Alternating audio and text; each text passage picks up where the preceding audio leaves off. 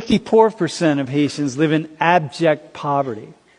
Abject, right? Meaning that there's no chance, they stand no chance of rising out of that poverty and being able to sustain for themselves. And you think about that, and you don't study the history of Haiti, and you don't study the sort of have a deeper understanding of what the processes are, and most of us don't, because we don't study it, we're not inclined to study it, and we're just not going to go there. But if you do, you start to come up with an understanding of how and why that's the case. So go to the next slide.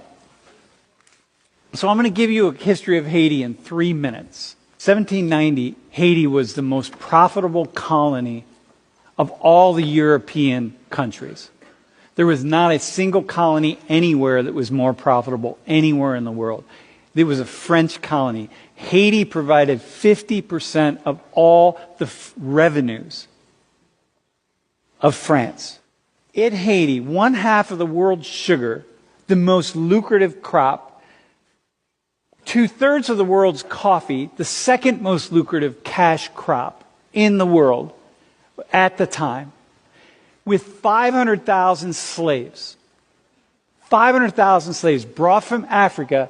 The slaves on average lived 5 to 6 years, meaning they worked the slaves to death. It was so profitable in Haiti, slavery was, that you could go to Africa, spend a lot of money on a slave. In today's dollars, at that time, in today's dollars, a slave was about, in the United States, a slave was about $30,000 in today's dollars. So it was expensive. Poor people didn't own slaves.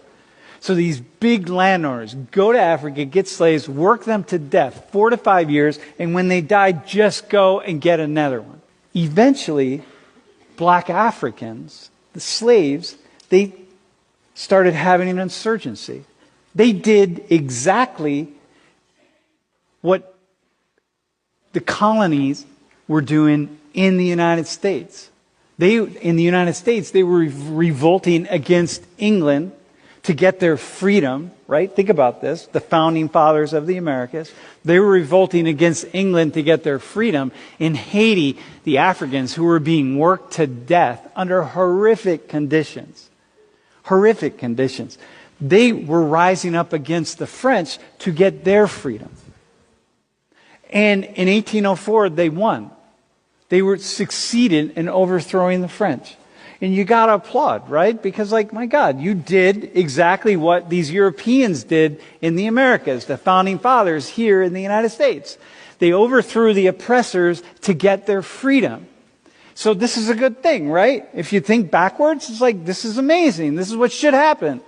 But the world didn't applaud. And of course the world didn't applaud, because if blacks in Haiti succeeded in getting rid of the French, then what does that mean about blacks in the Dominican Republic? And blacks in Cuba? And blacks in the United States? All the other slave ports and slave areas. Once they start rising up. So the whole world came together and they said, no, stop. They sealed off all of Haiti, and they said, you had all this profit with the French, but you don't have it now. So they said, listen, nobody's going to trade with you. Nobody's going to do anything with you. Basically, we're going to isolate you, and you have nothing. And you're an island in the middle of nowhere, and you have nothing, right? And I can give you land, but if you can't use that land to grow something and sell something, then the land has no value whatsoever if you can't sell it. And so we said, the French and the world community said, okay, well, we will take our thumb, our foot off of your neck, so to speak, which is where we're holding it, to all you former slaves, if you pay French $160 million in reparation. And so Haiti then went from the single most profitable body of land in the world, to very quickly, within just a few years, one of the poorest lands in the world. As the rest of the world just said, no, we can fight for our freedom, but you cannot fight for your freedom. I'm going to just give you an example of how this continues. And this is especially a shout out to those of you who are conservative. So in the early 1980s, Haiti was producing plenty of rice, Lots of rice. It's amazing land for producing rice. It's still a poor country, but producing rice, selling rice to Haitians. It's inexpensive enough. It fits well. They can afford it. They got it. It's good rice, actually, right? In the early 1980s, the rice farmers came together and started to say here in the United States, like, hey, we need, meaning like big agribusiness, hey, we need to sell our rice in other places because we can't make a living here. And so the United States started subsidizing the rice farmers, which are mostly big corporations here in the United States, and took Haiti to the IMF,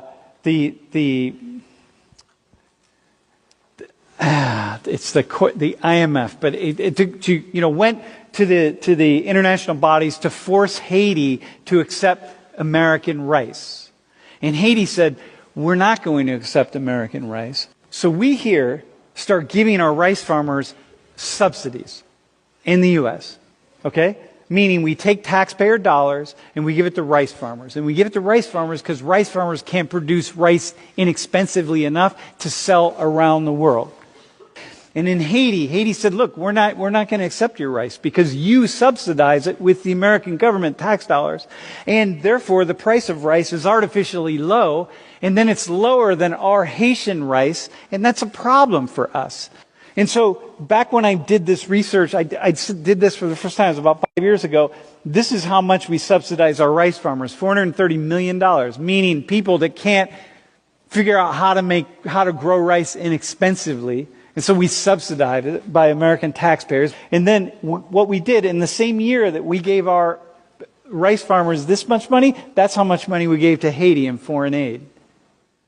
So it's like we give our own people more than we give to Haiti. And we destroy their rice economy, and we're continuing to destroy it.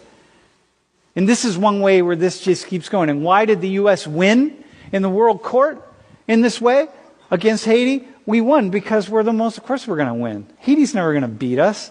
We're going to win. That's how it works. And so Haiti can just stay poor. And this happens again and again and again in lots and lots of different ways.